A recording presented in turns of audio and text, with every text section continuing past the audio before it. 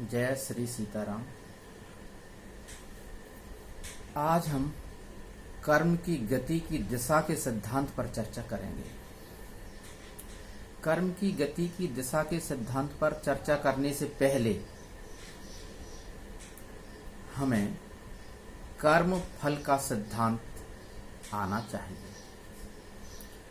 कर्म फल का सिद्धांत यह कहता है कि हम जो कर्म करते हैं उस कर्म का हमें फल मिलना ही चाहिए, लेकिन हम अपने जीवन में देखते हैं कि हम जो भी कर्म करते हैं उसका हमें इच्छित फल प्राप्त नहीं होता है। क्यों? इसके दो कारण हो सकते हैं। पहला कारण तो यह है कि हमने कर्म पर्याप्त नहीं किया।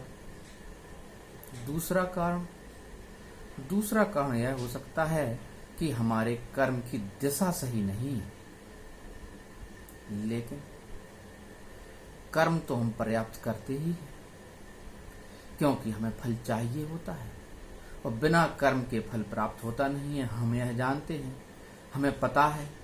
तुलसीदास जी ने कहा है कि कर्म प्रधान विश्व कर राखा। इसलिए कर्म तो हम पर्याप्त करते हैं, कर्म में तो कमी रहने नहीं देते। फिर ऐसा क्यों होता है कि कर्म प्रधान विश्व कर राखा, फल का रस फिर क्यों नहीं चाखा?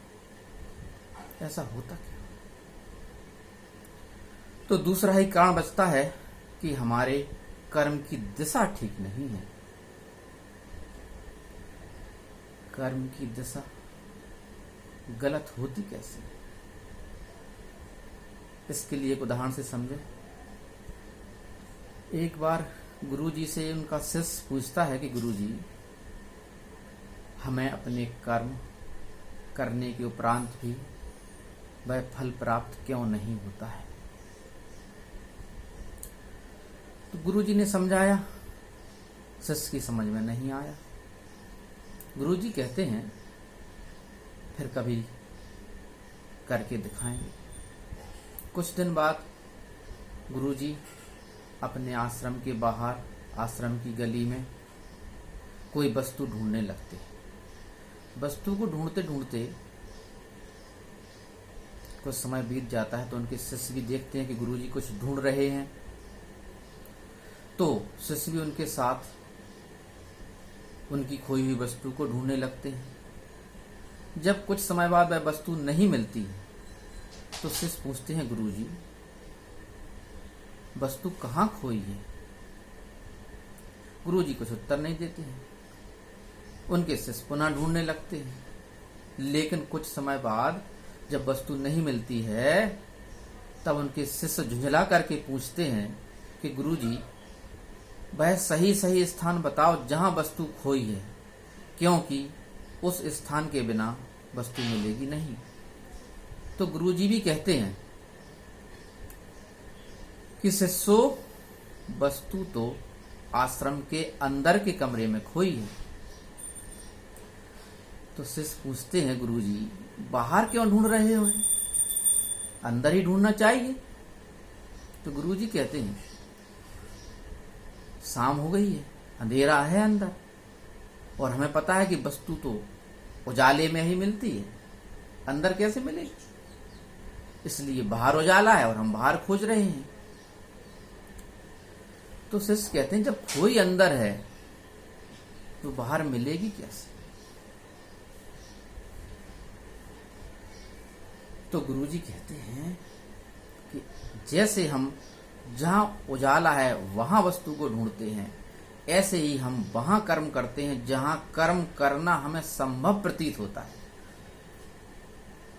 लेकिन वह दिशा गलत होती है। दिशा गलत होती है इसलिए ही तो हमें वह फल प्राप्त नहीं होता है। कर्म तो हमारा पर्याप्त होता है, फल प्राप्त नहीं होता है।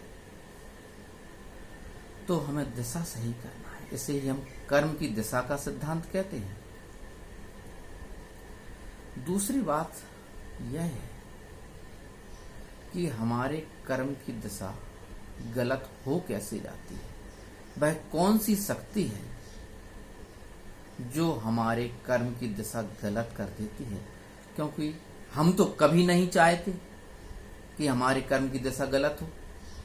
फिर वह कौन सी शक्ति है जो हमसे गलत दिशा में कर्म करवाती है? इसके लिए समझें, भौतिकी में न्यूटन ने गति के नियम दिए हैं, जिनमें पहला नियम है जड़त्व का नियम। जड़त्व का नियम कहता है कि वस्तु जिस स्थिति में है उसी स्थिति में रहना चाहती है जब तक कि उस पर कोई बाह्य बल न लगाया जाए। इसी नियम से संबंधित गति की दिशा का नियम भी है। गति की दिशा का नियम कहता है कि वस्तु जिस दिशा में चल रही है उसी दिशा में चलती रहती है जब तक कि उस पर कोई बाह्य बल न लगाया जाए। जैसे कोई बस जिसमें हम सवार भी हैं और सीधी सड़क पर जा रही है, 180 डिग्री के कोण से बिल्कुल सीधी जा रही है, और बस अचानक 90 डिग्री के कोण से मुड़ जाती है, तो हमारा शरीर बस की बगल वाली दीवार में घल जाता है। क्यों? क्योंकि जैसे ही बस मुड़ती है तो बस तो 90 डिग्री कोण से मुड़ जाती है, लेकिन हमारा शरीर गति की दिशा के नियम का पालन करता है और उसी 180 डिग्री के कोण से सीधा चलना चाहता है, इसलिए वह बस की दीवार में घल जाता है। ऐसे ही हमारे कर्म करने की जो दिशा है वह हमारे शरीर की तरह मुड़ नहीं पाती है, इसलिए हमारा फल गलत दिशा में चला जाता है और हमें प्राप्त नहीं हो पाता है। तो अब प्रश्न उठता है कि हम सही दिशा में कर्म कैसे करें, हम सही दिशा को कैसे पहचानें, वह सही दिशा क्या है। इसके लिए मैं एक सूत्र कहता हूं, उस सूत्र से हमारी दिशा है सही हो जाएगी और हम सही दिशा में कर्म करने लगेंगे। यदि हम उस सूत्र को समझें, उसका पालन करें और हमें कुछ नहीं करना है, तो हमारी दिशा अपने आप ही सही हो जाएगी। तो वह सूत्र सुने। वह सूत्र है,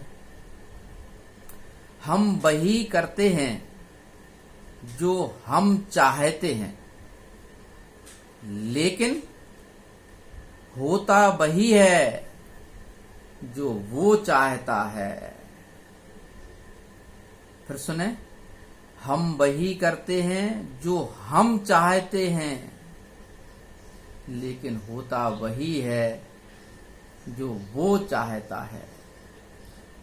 लेकिन यदि हम वह करने लगें जो वो चाहता है, तो फिर वही होगा जो हम चाहते हैं। यही है कर्म की दिशा का सही सिद्धांत। जय श्री सीताराम।